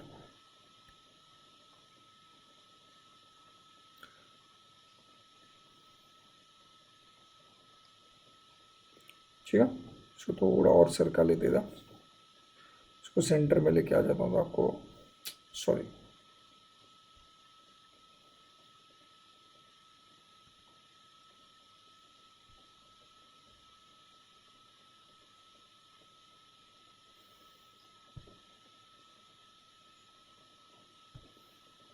ठीक है, दिख रहा है भाई, फाइन। उफ, जिद्दी। तो अब देखेंगे, पहला हो रहा है इंक्रीजिंग विथ इंक्रीजिंग रेट। अभी मेरी भाषा समझना है exactly, increasing with increasing rate या इंक्रीजिंग विथ डिक्रीजिंग रेट या इंक्रीजिंग विथ कांस्टेंट रेट। अब ये कॉन्सेप्ट बहुत जगहों पे आगे काम आने वाला है, गड़बड़ नहीं करना, बहुत जगहों पे काम आना है। मैं क्या बोल रहा हूँ, दो पॉसिबिलिटी हो सकती है। कोई भी न्यूमेरिकल चार्ट जो है, न्यूमेरिकल टेबल जो है तेरा, जो डेटा है वो या तो डेटा इंक्रीजिंग ट्रेंड में रहेगा या तो डिक्रीजिंग ट्रेंड में रहेगा। अगर डिक्रीजिंग ट्रेंड रहा तो हम उसको नीचे और आगे एनालाइज नहीं करते, खत्म हो गया। डिक्रीजिंग ट्रेंड में टाइप नहीं है भाई, तू गिर रहा है तो गिर ही रहा है, गिरे हुए, और हम गिरने में तेरा नहीं देखेंगे तू कैसे गिर रहा है। बेटा तू गिर रहा है ना, गिरे हुए कहीं के, अगर तू गिर रहा है ना तो हम तेरे को देखेंगे नहीं तू कैसे गिर रहा है, अरे ज्यादा से गिर रहा है, कम से गिर रहा है, ऐसा नहीं। बट जब तू बढ़ रहा है ना, ऊपर जा रहा है ना, तब हम ऊपर जाते वक्त एक एनालिसिस करते हैं, एक टिप्पणी देते हैं कि जब तू ऊपर जा रहा है तो कैसे ऊपर जा रहा है। तू इंक्रीजिंग रेट से ऊपर जा रहा है, आई रिपीट, तू इंक्रीजिंग रेट से ऊपर जा रहा है, तू डिक्रीजिंग रेट से ऊपर जा रहा है, या तू कांस्टेंट रेट से ऊपर जा रहा है। मतलब क्या, अगर कोई भी डाटा 10, पहले 10 था, वो 20 हुआ, फिर 30 हुआ, सब लोग हैं मेरे साथ यहाँ पर, पक्का एकदम, 30 हुआ, फिर है 40 हुआ, तो इसे मैं क्या बोलूँगा, ये कौन सा रेट है बेटा। पहली बात, क्या ये इंक्रीज हो रहा है क्या, 10 20 30 40, यस ये इंक्रीज हो रहा है, बट इंक्रीजिंग विथ कौन सा रेट है, कांस्टेंट रेट है। समझ में आ रहा है, इंक्रीज हो रहा है बट इंक्रीजिंग विथ क्या है, कांस्टेंट रेट है। बेटा वही सुन ना 2 मिनट के लिए, 10 हुआ बर, 10 का समझ तेरा 22 हुआ बर, 38 हुआ, 50 हुआ। अभी 10 से 20, 20 से 30, 30 से 40 जाना चाहिए था, बट ये 10 से 22 हुआ, 22 से 38 हुआ, 50 हुआ। ये क्या हो रहा है बेटा, इंक्रीजिंग विथ क्या हो गया, इंक्रीजिंग रेट हो गया। ये इंक्रीज हो रहा है, बट कौन से रेट से इंक्रीज हो रहा है, इंक्रीजिंग रेट से। पहले 10 से 20, 20 से 30, ये क्या हो रहा है, इंक्रीज हो रहा है। समझ में, मैं एक जनरल डिस्कशन, ये स्टैटिस्टिकल डिस्कशन है। कोई भी डाटा अगर तेरा इंक्रीज हो रहा है बट वो बढ़ते वक्त सेम रेट से डबल होता, बढ़ता जा रहा है, 10 से 20, 20 से 30, 30 से 40, तो मैं इसको क्या बोलूंगा, increasing with a constant rate. 10 से लेके आखिर 40 तक पहुंचा, यहाँ पे 10 से लेके 50 तक पहुंचा, बट 10 से 22 हुआ, 22 से 38 हुआ, बट जबकि पहले 10 से अगर शुरू हुआ था तो 10 से 20 से 30 से 40 जाना चाहिए था। तो बेटा पहला भी इंक्रीज हो रहा है, अगला भी इंक्रीज हो रहा है, बट पहला इंक्रीज कौन से रेट से हो रहा है, कांस्टेंट रेट से, दूसरा इंक्रीज कौन से रेट से हो रहा है, इंक्रीजिंग रेट से। बट वही अगर तू इधर का एग्जाम्पल ले, ये वाला एग्जाम्पल जो तू ले अगर यहाँ का शेड्यूल का, तो ये शुरू हुआ था 10 से, या इधर 30 से हुआ था, तो 30 से क्या आना चाहिए था, 60 90, समझा, 30 60 90 ऐसे जाना चाहिए था।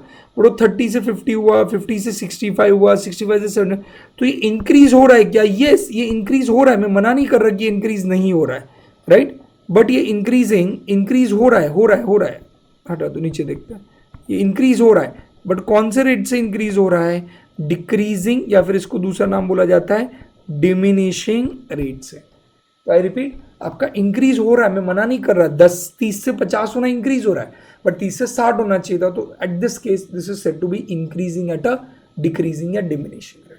क्या मेरी भाषा समझ पाए।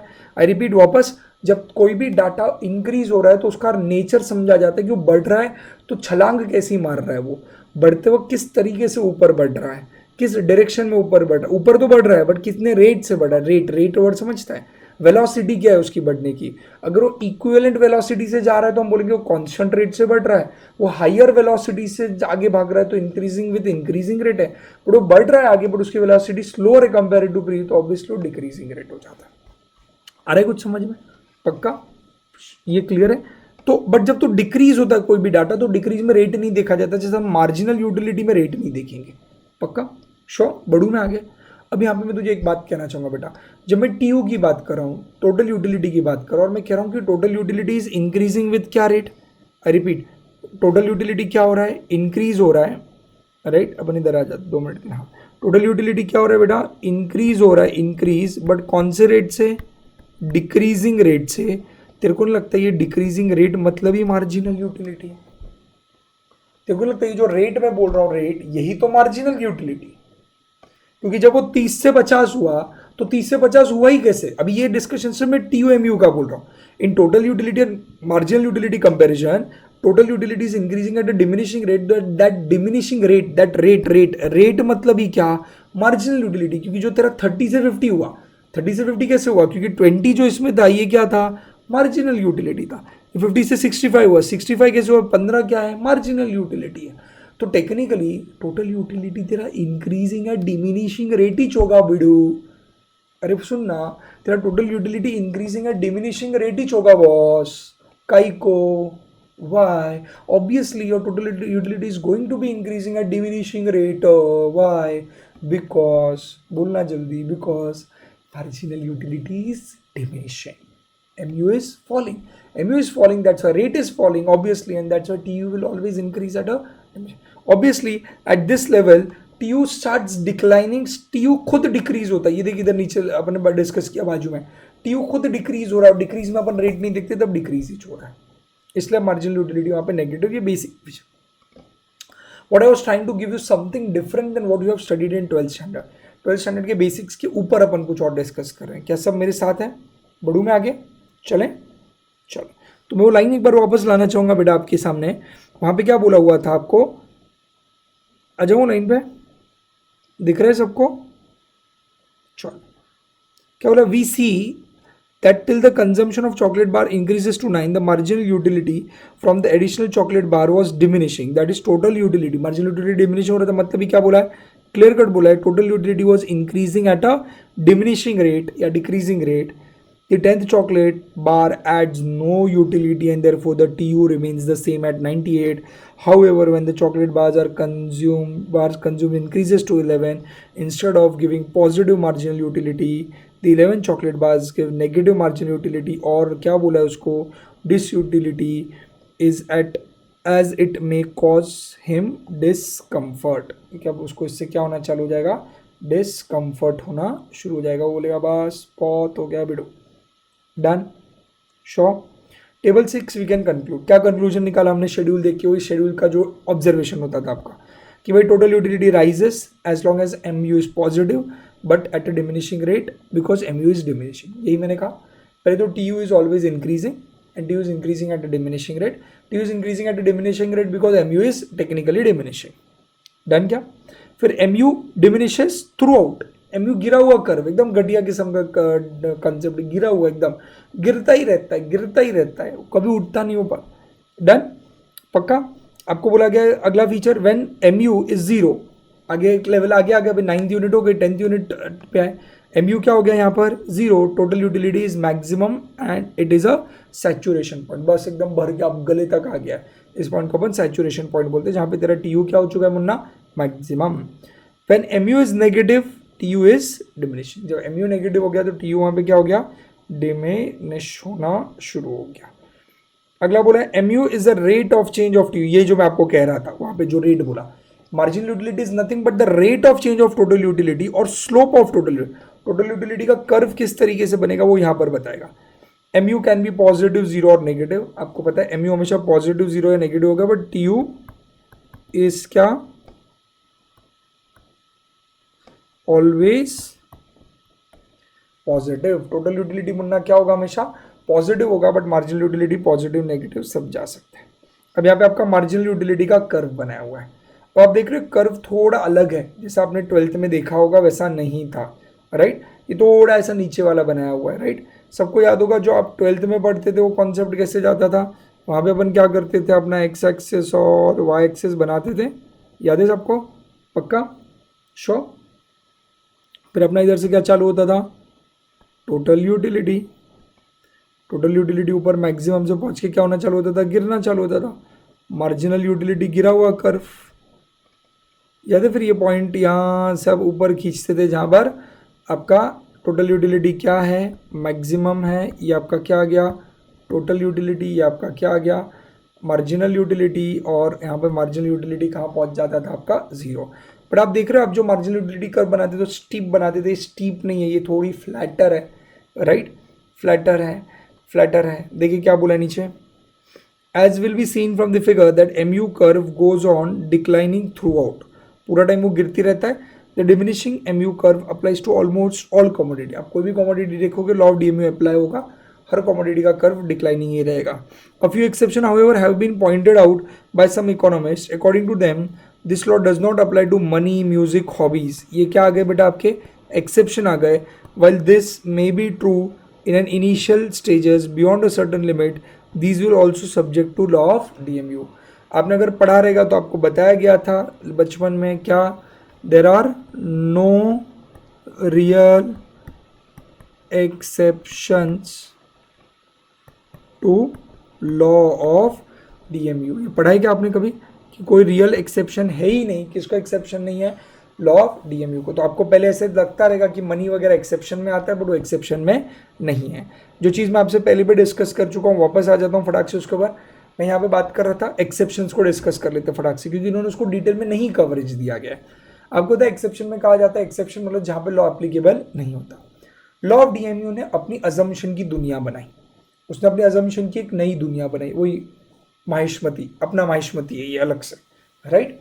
तो भाई हाँ, उसका जो भी बाहुबली, अपना बाहुबली तो अल्फ्रेड मार्शल ही है हमें Alfred Marshall in the place of Baahubali, right. So हमारा बाहुबली तो फिलहाल अल्फ्रेड मार्शल है। तो अपना एक जैसा माहिष्मती, अपना एक अलग से इमेजिनरी दुनिया है पूरी। तो वैसे ही हाँ, अभी और भी आप एग्जाम्पल्स, ठीक है यार, एवेंजर्स में मत जाओ, ठीक है। तो द पॉइंट इज अपनी अलग अलग दुनिया है, तो अपन अपनी एक अजम्पशन की दुनिया बनाई है, और उस अजम्पशन भरी दुनिया के अंदर कौन आ गया, हमने बनाया एक ऐसी दुनिया जहाँ पे क्या होगा, एक कॉमोडिटी होगा, एक आदमी बैठा हुआ है बीच में कुर्सी पे, वो कौन है, हमारा कंज्यूमर है, वो कैसा है, रैशनल है, हम उसको थोड़ा थोड़ा कॉमोडिटी। अब यहाँ पे वो सारे अजम्पशन नहीं डाले, अपने 12th स्टैंडर्ड में बहुत सारे अजम्पशन पड़े, कंटिन्यूटी था, स्मॉल यूनिट्स थे, डिविजिबल यूनिट थे, वो सारे अजम्पशन लगा दो, छोटा छोटा यूनिट अपन उसको एक एक करके दे रहे हैं, और वो एक एक करके कंज्यूम किए जा रहा है आफ्टर स्पेसिफिक इंटरवल, फिर उसका marginal utility to money change नहीं हो रहा है, ये अजम्पशन के अंदर वो कर रहा है। अब डेफिनेटली लॉ ऑफ DMU उस दुनिया में ही एप्लीकेबल होगा अजम्पशन भरी। खुद अजम्पशन का ही मतलब होता है कि जब मेरे अजम्पशन एप्लीकेबल होंगे तो ही लॉ एप्लीकेबल है। अगर मेरी वाली दुनिया में तुम ये लॉ ट्राई करोगे तो ही पॉसिबल है, अगर कोई और दुनिया में जाओगे तो लॉ पॉसिबल नहीं हो पाएगा। तो तुमको मेरी अजम्पशन वाली दुनिया में ही लॉ अप्लाई करने का, ये बेसिक लॉजिक है। तो आपको जो एक्सेप्शंस है उनको रियल एक्सेप्शन नहीं, क्योंकि जितने भी एक्सेप्शंस लोगों ने गिना अल्फ्रेड मार्शल को, अल्फ्रेड मार्शल एकदम ठाट से बैठा हुआ है कुर्सी के ऊपर, और वो बोल रहा है आओ बताओ एक्सेप्शन, तो एक एक करके उसको आके बोल रहा है ये अल्फ्रेड देख, ये ना ये एक सिचुएशन में तेरा लॉ एप्लीकेबल नहीं होगा। अल्फ्रेड मार्शल जोर से हंसता है, बोलता है गधे कहीं के पगले, तूने मेरा अजम्पशन ही पूरा नहीं किया तो लॉ कैसे एप्लीकेबल होगा, राइट। तो बेचारा एकदम मस्त आराम से बैठा, उसको पता उसका लॉ यूनिवर्सली एप्लीकेबल है, ऐसा ही होगा हमेशा, कोई भी कमोडिटी के कंजम्पशन से उसकी वैल्यू मार्जिनल यूटिलिटी कम ही होगी। अब जब मैं एक्सेप्शंस कह रहा हूँ, मतलब एक्सेप्शन वो सिचुएशन होंगे जहाँ पर तुम कमोडिटी कंज्यूम करोगे बट आपकी मार्जिनल यूटिलिटी कम होने की बजाय बढ़ेगी, तो मैं उसे एक्सेप्शन कहूँगा। मतलब पहले यूनिट से मेरे को जितना यूटिलिटी मिला, दूसरे में उससे ज़्यादा मिलेगा, तीसरे में और ज़्यादा मिलेगा, तो मैं कहूँगा ये क्या बन गया, एक्सेप्शन। और अल्फ्रेड मार्शल का कहना है कि लोगों ने जितने भी एक्सेप्शंस गिनाए वो रियल एक्सेप्शन नहीं थे, क्योंकि हर एक एक्सेप्शन में कोई ना कोई अजम्पशन मिसिंग था। अगर अजम्पशन ही मिसिंग है तो उस सिचुएशन में लॉ अप्लाई होने ही वाला नहीं है, ऐसा खुद अल्फ्रेड मार्शल पहले ही बोल चुका है, अजम्पशन का मतलब ही वही होता है। तो आपने आगे कुछ नया नहीं बताया कि देखो ये एक्सेप्शन है। एक्सेप्शन उसको कहा जाता है जहां पर मेरी अजम्पशन वाली दुनिया लगाने के बावजूद अगर लॉ अप्लाई नहीं होता तो उसे एक्सेप्शन कहा जाता है। जैसे रियल एक्सेप्शन आपको law of demand and law of supply में मिलेंगे, जहां पे सारे अजम्पशंस एप्लीकेबल हो जाने के बावजूद लॉ एप्लीकेबल नहीं होता। बट लॉ ऑफ DMU में कोई रियल एक्सेप्शंस नहीं है। जैसे वहाँ पे उन्होंने एक्सेप्शंस में एक मनी म्यूजिक हॉबी दिया। पहले मैं म्यूजिक एंड हॉबी डिस्कस कर लेता हूँ। कोई म्यूजिक सुनना, कोई हॉबी सुनना, ये आपके लिए एक बहुत ही अच्छी सी बात होगी, आपको मज़ा आता होगा वो चीज़ के अंदर। किसी को डांस की हॉबी है, जो भी हॉबी रहेगी, तो लॉजिक ये होता है कि भाई आप जितना गाना सुनोगे, जितने हॉबीज़ आपके हैं, गाने सुनोगे या फिर आप जो भी डांस वगैरह करोगे, तो हर अगला गाना, हर अगला डांस तुमको कहीं ना कहीं मोर सेटिस्फैक्शन देगा, ऐसा इनका कहना है। मतलब ये कहना चाह रहे कि एक्सेप्शन हो गया। अल्फ्रेड मार्शल बता रहे पगले, मैंने पहले ही मेरे अजम्पशन में बोला कि सिंगल कॉमोडिटी होनी चाहिए, मतलब अगर कॉमोडिटी सेम रही तो ही मेरा लॉ एप्लीकेबल है। तो इसका मतलब अगर एक इंसान सेम गाना बार बार सुनेगा लॉ ऑफ डीएमयू एप्लीकेबल हो जाएगा, वो एक्सेप्शन नहीं बनेगा। एक डांसर सेम डांस बार बार करता रहेगा, लॉ ऑफ डीएमयू एप्लीकेबल हो जाएगा क्योंकि उसका basic assumption single commodity. Money के ऊपर आते हैं, मनी पे डिस्कशन करते हैं। मनी थोड़ा इंटरेस्टिंग, याद है मैंने ऊपर बनाया था वो ट्री, राइट? मनी को अपन ने एक्सेप्शन में भी लिया था। अब मनी जब एक्सेप्शन की बारी आती, मतलब क्या, हम बोलते हैं मनी एक्सेप्शन नहीं है, पर पहले इनिशियली डिस्कशन में ऐसा लगता है कि मनी जैसे कोई एक्सेप्शन का पार्ट हो। पर समझते हैं, जैसे लोगों का कहना था कि यार अल्फ्रेड येडे, जब कोई इंसान मनी की बात करेगा, जब कोई इंसान मनी कंज्यूम मतलब उसको मनी जितना मिलेगा, कंज्यूम करना है, उसके उस चीज़ का स्टॉक अवेलेबल होना, उसके पास जितना ज़्यादा मनी आएगा, उस इंसान के पास जितना ज़्यादा मनी आएगा उसको उतनी ज़्यादा खुशी होगी, उसको उतनी ज़्यादा वैल्यू लगेगी, मतलब उसको उस मनी से मिलने वाला सेटिस्फैक्शन, यूटिलिटी हायर होता जाएगा। मतलब उसने पहले 100 रुपये कमाए, दूसरे दिन वापस 100 रुपये कमाए, तीसरे दिन 100 रुपये कमाए, तो पहले दिन के 100 रुपये दूसरे दिन को और अच्छा लगेगा, तीसरे दिन वाला 100 रुपये और अच्छा लगेगा। तो लोगों ने बोला हा, लॉ ऑफ डीएमयू अप्लाई नहीं होता। अल्फ्रेड मार्शल बोला पगलो इधर आओ, law of DMU apply money में भी होता है। जब एक इंसान डेली 100 रुपये कमा रहा है, एक पॉइंट ऑफ टाइम ऐसे आएगा कि उसको उसकी वैल्यू इतनी ही अच्छी लगेगी। पैसा एक टाइम के बाद आपको उतना अच्छा नहीं, जो बहुत ज़्यादा रिचर लोग हैं उन लोगों को बेसिक हो, जैसे किसी एक इंसान जिसकी इनकम 10,000 रुपये है, उसके लिए 100 रुपये की वैल्यू, और किसी की इनकम 1,00,000 रुपये और उसके लिए 100 रुपये की वैल्यू अलग हो गई। तो जिसकी ज़्यादा इनकम है, मतलब उसका ज़्यादा क्वांटिटी है मनी की, तो उसके लिए 100 रुपये की वैल्यू कम है, जिसका कम है उसके लिए वैल्यू ज़्यादा है। एक तरीके से लॉ ऑफ डीएमयू अप्लाई हो गया, तेरे पास ज़्यादा पैसा आया तो तेरे लिए पैसों की वैल्यू घटती गई। पर सिर्फ एक फ़र्क है, मनी के केस में लॉ ऑफ डीएमयू अप्लाई करोगे तो MU will never go to negative, it will never go to zero. MU बढ़ता रहेगा डिमिनिशिंग रेट से मनी का। तो अगर आप मनी को कॉमोडिटी, जैसे ऊपर अपने चॉकलेट को कॉमोडिटी कंसिडर करके टेबल बनाया था, अगर मैं मनी को कॉमोडिटी कंज्यूम करके टेबल कंसिडर करके टेबल बनाऊं, तो 1 रुपया आप कमाया, 2 रुपये, नंबर ऑफ यूनिट्स को 1-2 रुपया समझो, तो 1 रुपया 2 रुपया ऐसा समझ लो। तो 9 चॉकलेट थे, जैसे वहाँ पे 9 रुपये पकड़, 9 रुपये कमाने का जब तू 10वां रुपये कमा रहा है, तो शायद तेरे को पहले से जितना सेटिस्फैक्शन नहीं मिला वहाँ पे जीरो हो गया, ऐसा कभी नहीं होगा। 11वें पे तेरा यूटिलिटी नेगेटिव हो गया, ऐसा मनी में कभी नहीं होने वाला। मनी के केस में तेरा मार्जिनल यूटिलिटी हमेशा डिमिनिश होता रहेगा, बट डिमिनिश होकर it will never become to zero और नेगेटिव। जीरो और नेगेटिव का ये मतलब हो गया कि अब तेरे को अगले आने वाले पैसों में बिल्कुल इच्छा नहीं आ रही, मजा नहीं आ रहा, और नेगेटिव होने का मतलब तेरे को पैसे चाहिए ही चले। मार्जिनल यूटिलिटी नेगेटिव होना, डिस यूटिलिटी में जाना, मतलब क्या, तेरे को कॉमोडिटी चाहिए ही नहीं, तेरे को कॉमोडिटी पसंद ही नहीं है, ये मतलब हो गया। तो मनी का मार्जिनल यूटिलिटी नेगेटिव होने का ये सेंस हो जाएगा, तेरे को पैसा चाहिए ही नहीं। देख, मुकेश अंबानी कितना भी अमीर हो जाए, इसका मतलब थोड़ी कि 10 रुपये की नोट फाड़ के फेंक देगा, अरे समझ, तो ऐसा नहीं होता। तो उसको कहीं ना कहीं टेक्निकली उसको कहीं ना कहीं 10 रुपये भी मायने रखेंगे, बट उसको उसकी कोई खास वैल्यू नहीं रहेगी। पर इसका मतलब नहीं कि वो जीरो या एकदम नेगेटिव चला गया। तो एक चीज़ फैक्ट है, मनी भी लॉ ऑफ डीएमयू भी मनी को एज अ कमोडिटी एप्लीकेबल होगा। कमोडिटी के तौर पे अगर आप मनी को कंसिडर करो तो लॉ ऑफ डीएमयू उसको भी एप्लीकेबल होगा, but its utility will never go to negative और zero. Am I very clear? Exception वाला पार्ट समझा? श्योर? बढ़ूँ आगे? पक्का वाला क्लियर है क्या? चल आजा। Law of diminishing marginal helps to understand, अब उसके बेनिफिट बताया कहाँ काम आता है, क्या कमन, देखो एक एक पैराग्राफ में खत्म कर दिया वही एक्सेप्शंस एंड बेनिफिट्स, वो आपको उधर 12th में डिटेल में थे जिसके ऊपर, right. How a consumer reaches the equilibrium in case of क्या रहे, a single good. It states that as much of the commodity of good with the consumer increases, the marginal utility of good decreases. In other words, the marginal utility curves downward sloping. ये तो हमको भी पता है। Now a consumer will go on buying, right? ये एक चीज़ actually इन्होंने ये जो पैराग्राफ दिया हुआ है ना, ये कंज्यूमर वाला, ये आप लोगों का इक्विलिब्रियम वाला जो कॉन्सेप्ट है उससे रिलेटेड है। आपको मैं एक बता दूं हेडिंग, अगले पेज पे जब अगर आप आओगे तो आपको एक हेडिंग मिलेगा अलग से लिमिटेशन के बाद, जिसका नाम है कंज्यूमर इक्विलिब्रियम। दिख रहा है हेडिंग नीचे, राइट, कंज्यूमर इक्विलिब्रियम। उसके साथ वो पैराग्राफ जुड़ा हुआ है। मैंने पीछे एक और एक पॉइंट कंज्यूमर इक्विलिब्रियम के नाम से आपके लिए पेंडिंग रखा हुआ है, क्योंकि कंज्यूमर इक्विलिब्रियम मेरे को बहुत डिटेल में समझाना है, उसके लिए मैं वो ये पैराग्राफ उसके साथ वहाँ पे एक्सप्लेन करूँगा जितना भी कंज्यूमर। मैंने आपको कहा है यहाँ पे थोड़ा प्रॉब्लम है टेक्स्ट बुक के अंदर, कॉन्सेप्ट बिखरे बिखरे हैं हर जगह पे, तो अपने को चुन चुन के जोड़ना है, सारे एक हेड रिलेटेड पैराग्राफ को एक ही जगह पे रखने का है। डन? बढ़ू?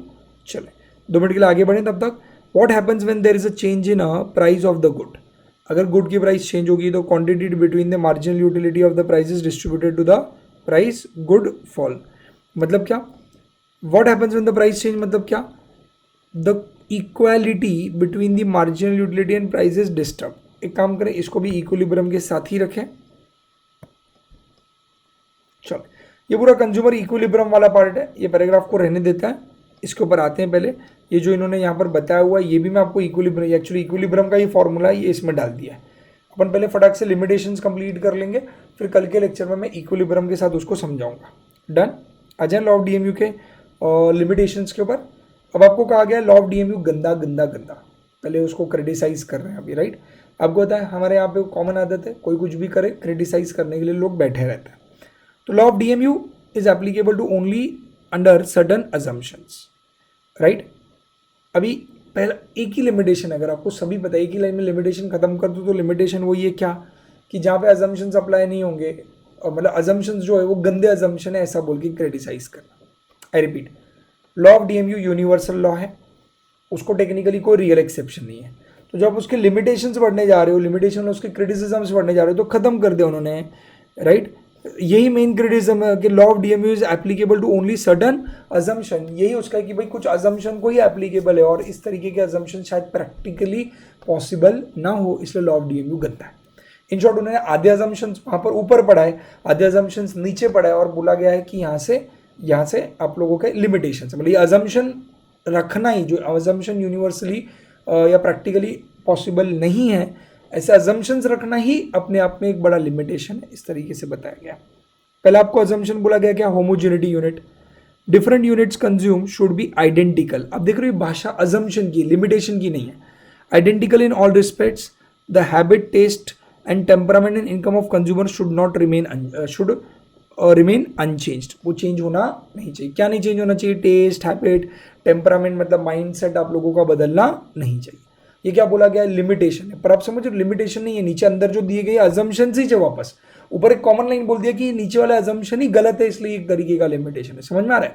तो आधे अजम्पशन वहां पे दिए, अजम्पशंस यहाँ पर दिए, ये मजाक लगा के रखा है इन लोगों ने बुक में, बराबर। तो पहला क्या है, होमोजेनिटी, यूनिट सेम होने चाहिए, ये हमने 12th में भी पढ़ा हुआ है। टेस्ट, हैबिट्स और चीज़ें बदलनी नहीं चाहिए। अगला भी हमें पता है स्टैंडर्ड यूनिट ऑफ कंजम्पशन, मतलब आपका साइज होमोजीनियस होना चाहिए, सेम वही होमोजीनियस यूनिट यहाँ पे स्टैंडर्ड बोला है, दैट इज डिविजिबल साइज होना चाहिए। The different unit consume should consist of standard units. If a thirsty man is given a water bye, अगर उसको आप थर्स्टी मैन को कैसे देते हो, बाय सक्सेसिव स्पूनफुल्स, चम्मच चम्मच से पानी दोगे एक बेचारे प्यासे को, utility of second spoonful of water will be conceivable by greater than the utility of the first. तो ये पहले से उसकी कोई प्यास बुझी नहीं, तो उल्टा उसको दूसरे पानी की प्यास और ज़्यादा लगेगी, तो यहाँ पे लॉ ऑफ डीएमयू अप्लाई नहीं हो पाएगा।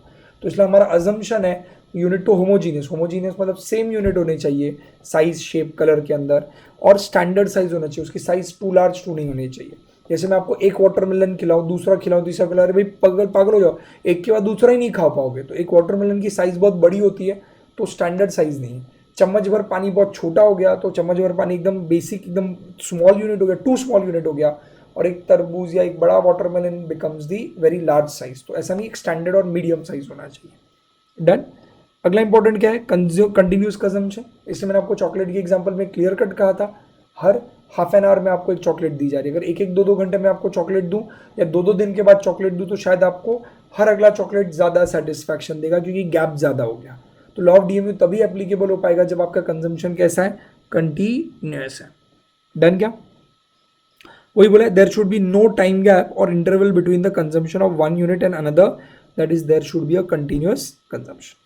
Law falls in the case of a, law fails in the case of a prestigious goods. Prestigious goods के केस में शायद लॉ एप्लीकेबल नहीं होगा, या आप एक रियल एक्सेप्शन बोल सकते हो, और उन्होंने उनके अजम्पशन में कह दिया कि हमारा लॉ प्रेस्टीजियस गुड्स का एप्लीकेबल नहीं है, तो कल आके आप बोल नहीं सकते कि वो एक्सेप्शन हो गया।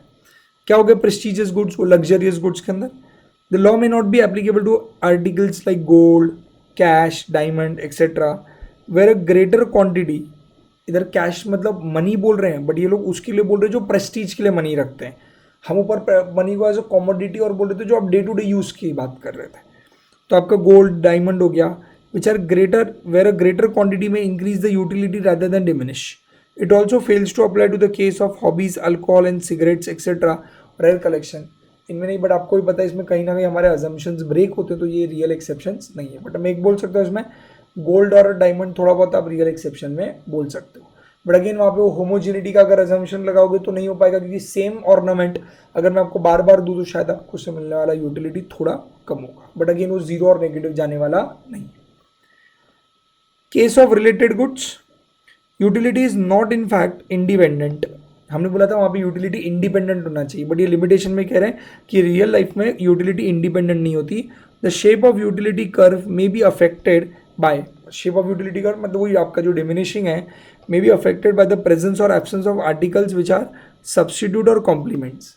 हम जब लॉ ऑफ डिमांड पढ़ रहे हैं तो हम लोग एक ही कमोडिटी की बात करते हैं, तो हमारा अजम्पशन कहता है कि हम बाकी किसी की बात नहीं करते। तो लोग लिमिटेशन में वही क्रिटिसाइज कर रहे हैं कि practically it is not possible, क्योंकि तेरा कंजम्पशन तेरे कॉम्प्लीमेंट्री एंड सब्स्टिट्यूट्स के ऊपर डिपेंडेंट रहता है। The utility obtained from the tea may be seriously affected if no sugar is available, and the utility of the bottled soft drink will be affected by the availability of the fresh juice. तो आप देख रहे हो sugar and tea was like a complementary goods, तो तेरे T का utility depend करेगा sugar है कि नहीं है। फ्रूट जूस है तो सॉफ्ट ड्रिंक की डिमांड पे भी फर्क पड़ेगा, तो दोनों ये फ्रूट जूस और सॉफ्ट ड्रिंक एक तरीके से तेरा सब्स्टिट्यूट हो गया। तो कॉम्प्लीमेंट्री एंड सब्स्टिट्यूट्स की अवेबिलिटी भी शायद तेरी यूटिलिटी को अफेक्ट करेगी, बट लॉ ऑफ डीएमयू इनको इग्नोर करता है, वो एक तरीके से उसका लिमिटेशन हो गया। बढ़ूँ आगे, और वही लास्ट पॉइंट सबसे important, based on unrealistic assumptions. क्या बोला गया है भाई, the assumptions of the cardinal measurability of the utility, ये सबसे पहला अनरियलिस्टिक है। Constancy of the marginal utility of money, इंसान डेली पैसों को उस नज़रों से नहीं देखता है। Continuous consumption, consumers rationality are unrealistic, consumer rational होना भी बहुत बड़ा सवाल है। अरे समझ, तो यहाँ पर उन्होंने खिचड़ी करके रखी, कुछ अजम्पशंस भी दिए हैं, कुछ लिमिटेशंस भी दिए हैं, थोड़ा बुक ऊपर नीचे है, बट ऑब्वियसली बुक फिर तब एडजस्ट हो सकती है जब हमने 12th वाला कंटेंट थोड़ा अच्छे से पढ़ा होगा। बढ़ूँ मैं आगे, डन, इधर तक सबको क्लियर है, श्योर, फाइन फाइन। तो आज के लिए हम इधर ही रुकेंगे, कल का लेक्चर डैम इंटरेस्टिंग रहेगा, जहाँ पर हम क्या पढ़ना शुरू करेंगे, कंज्यूमर सरप्लस डिटेल में डिस्कस करना शुरू करेंगे, कंज्यूमर इक्विलिब्रियम डिटेल में डिस्कस करेंगे। इसमें बहुत मजा आएगा, बहुत सारे पॉइंट में समझाऊंगा, बहुत इंटरेस्टिंग है। This is something new what we are going to study which was not exactly covered in 12th state board. Done, चलो तब तक के लिए have a nice time, take care of yourself, God is great, bye bye.